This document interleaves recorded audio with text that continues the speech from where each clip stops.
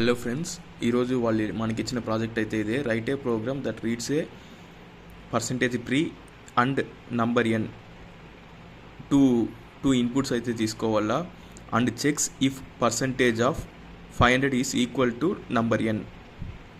Percentage find out చేసి అది number ఎన్కి వచ్చిన ఆన్సర్ నంబర్ ఎన్కి ఈక్వల్ అవుతుందా లేదా అనేసి చెక్ చేయాలా. ఒక ఎగ్జాంపుల్ అయితే వాళ్ళు ఇచ్చారు చూడండి. ఫర్ ఎగ్జాంపుల్ 50 to 50 అనేసి ఇన్పుట్ ఇచ్చారంటే 50% ఫైండ్ అవుట్ చేయాలి మనము. వాళ్ళు 250 అనేది అవుట్పుట్ వస్తుంది అనేలాగా చెప్పిండారు.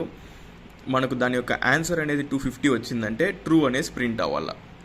దానికోసం నేను ప్రోగ్రామ్ ఎలా రాసానంటే నంబర్ 1 నంబర్ 2 ఇన్పుట్స్ అయితే తీసుకోవాలా.